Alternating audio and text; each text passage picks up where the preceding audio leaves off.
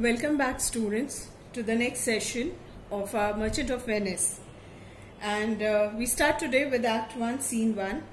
In Act 1, the opening scene gives the exposition, the situation on which the story is based.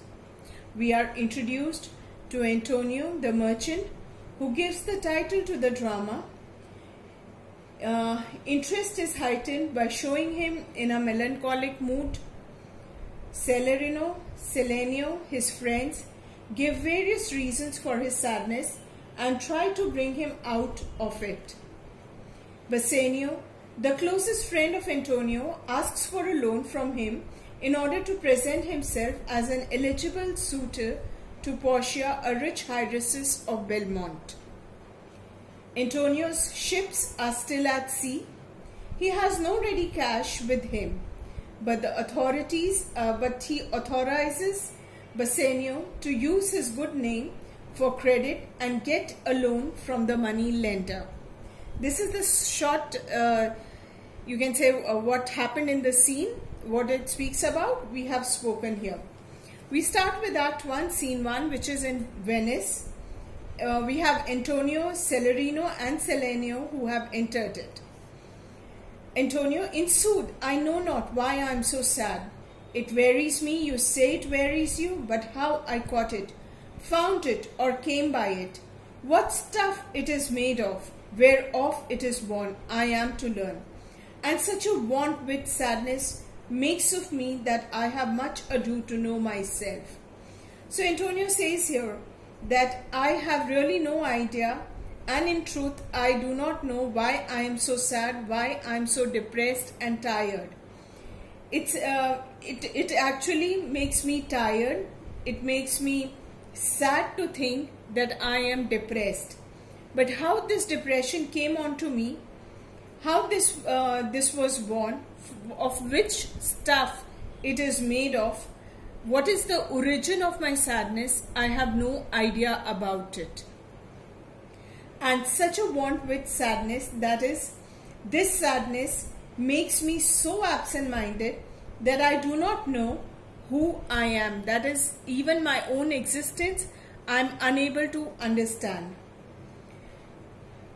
Celerino, your mind is tossing on the ocean, there where your auguries with portly sail like signals and rich burghers on the flood, or as it were the pigeons of the sea, do overpeer the petty traffickers, that curtsy to them, do them reverence, as they fly by them with their woven wings. So Celerino says here that your mind is right now tossing, is undergoing turmoil. What is where your ships are? Your ships, which are filled with cargo, are on the waves like great lords and wealthy citizens, because they have ample number of treasure in it, and it is full. It's like full of gentlemen and important citizens, or as it were the pigeons of sea. And as it passes, it's like magnificent procession over the small boats which sail in the sea. It seems that your ships are ruling the sea. Do overpeer the petty traffickers, that is the small boats which move around in the ocean, that curtsy to them, do them reverence, that is, that move up and down as if they are showing some kind of honor or respect, as they fly by them with their woven wings. That is, the small ships, as they move about, it's like as they bow before the bigger ships as they speed past them with canvas with sails like the wings. Selenio, believe me, sir, had I such venture forth, the better part of my affection would be with my hopes abroad. Now he says that, trust me, sir, if I had such financial venture in danger, because the calamity of the sea, the Pirates can attack it. There can be storm, there can be high tides, there can be anything. The ships can get lost. When somebody's financial venture is in the sea, that's in danger, the greater part of my thought, that is whatever I have been thinking about, would be fixed on the hopes abroad.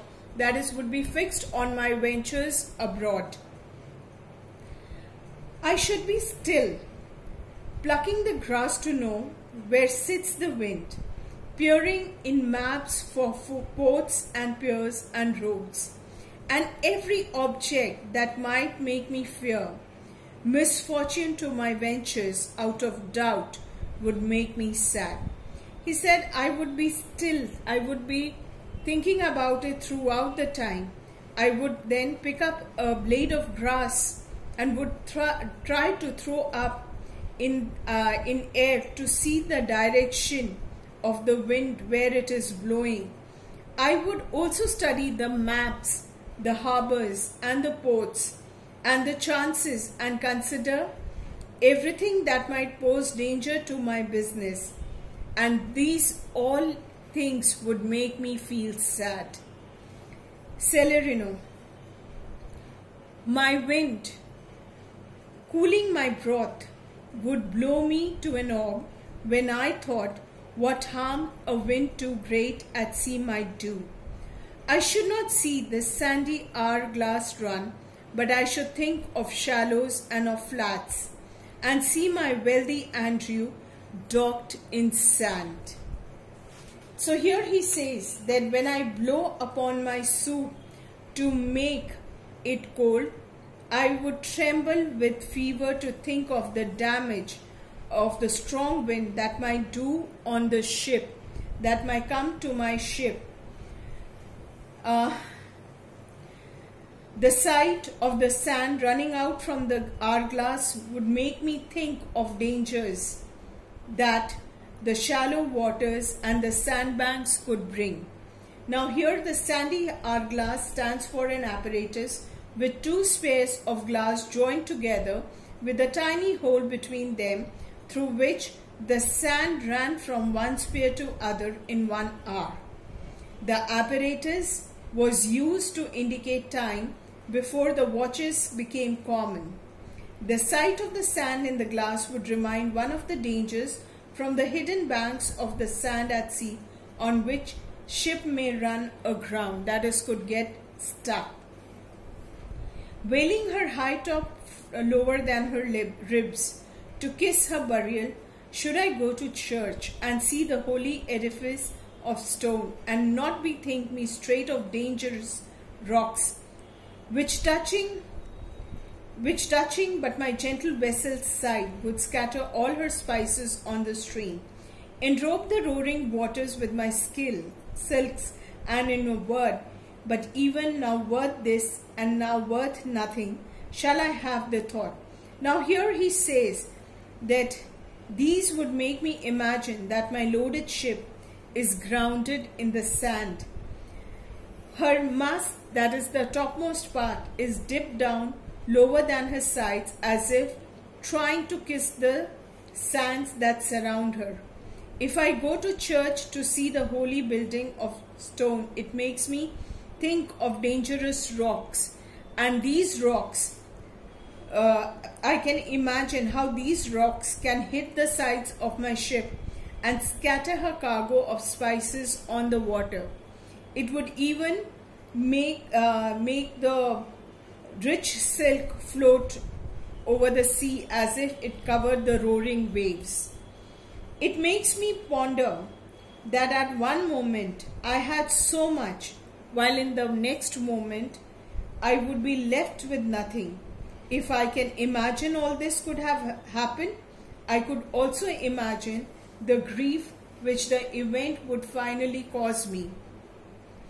I know, Antonio, you are pondering over your rich cargo, so you are sad and you are depressed. Antonio, believe me, I thank my fortune for it. My ventures are not in one bottom trusted, nor to one place, nor in my whole estate. upon the fortune of this present year. Therefore, my merchandise makes me not sad. He says, believe me, that it is not true. I thank my good fortune that my business is not dependent on one single ship, nor to any one place, nor my business is dependent on this year's profit. So it is not the cargo that actually makes me sad or depressed. Why then you are in love? His friend comments, then I guess you are in love and that is why you are depressed. Fifi, Antonio says, shame upon thee. Celerino, not in love neither?